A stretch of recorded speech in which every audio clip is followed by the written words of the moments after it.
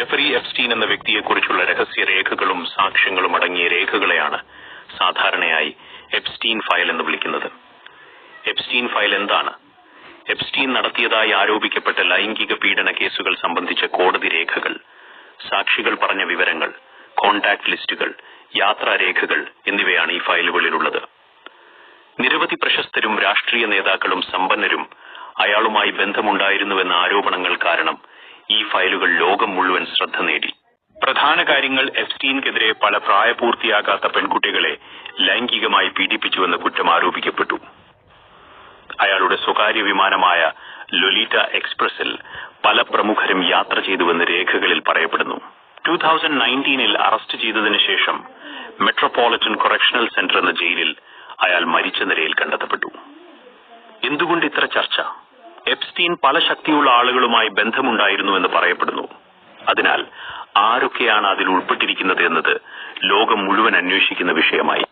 Epstein ഫയലിൽ പറയപ്പെടുന്ന പ്രമുഖർ ആരൊക്കെ?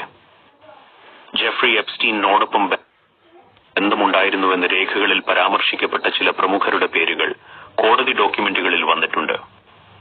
പ്രധാന കാര്യമാണ്, രേഖകളിൽ പരാമർശിക്കപ്പെട്ട ചില പ്രമുഖർ: ഡൊണാൾഡ് ട്രംപ് 1990s സാമൂഹിക ബന്ധമുണ്ടായിരുന്നുവെന്ന് പഴയ ഫോട്ടോകളും റിപ്പോർട്ടുകളും പറയുന്നു. പ്രിൻസ് ആൻഡ്രൂ എപ്സ്റ്റീൻ കേസിൽ വലിയ വിവാദമുണ്ടായി, പിന്നീട് കോടതിക്ക് പുറത്തായി ഒത്തുതീർപ്പ് നടത്തി. ഗിസ്ലൈൻ മാക്സ്വെൽ എപ്സ്റ്റീന്റെ അടുത്ത സഹപ്രവർത്തക, കുട്ടികളെ കൊണ്ടുവരാൻ സഹായിച്ചതായി കുറ്റക്കാരിയായി ശിക്ഷിക്കപ്പെട്ടു. ബിൽ ക്ലിന്റൺ എപ്സ്റ്റീന്റെ വിമാനത്തിൽ യാത്ര ചെയ്തതായി രേഖകൾ പറയുന്നു. ദ്വീപിൽ എന്താണ് നടന്നത്? എപ്സ്റ്റീന്റെ സ്വകാര്യ ദ്വീപ് ലിറ്റിൽ സെയിന്റ് ജെയിംസ്. ഇവിടെ പ്രായപൂർത്തിയാകാത്ത പെൺകുട്ടികളെ കൊണ്ടുവന്ന് പീഡിപ്പിച്ചുവെന്ന ഗുരുതര ആരോപണങ്ങളുണ്ട്. ഈ ദ്വീപ് പലരും പ്രൈവറ്റ് ഐലൻഡ് സ്കാൻഡലായി അറിയുന്നു. എപ്സ്റ്റീൻ മരിച്ചത് 2019 അറസ്റ്റ് ചെയ്ത ശേഷം ന്യൂയോർക്കിലെ മെട്രോപൊളിറ്റൻ കൊറക്ഷണൽ സെന്റർ ജയിലിൽ അയാൾ മരിച്ച നിലയിൽ കണ്ടെത്തപ്പെട്ടു. അധികൃതമായി അത് ആത്മഹത്യ എന്നാണ് പ്രഖ്യാപിച്ചത്.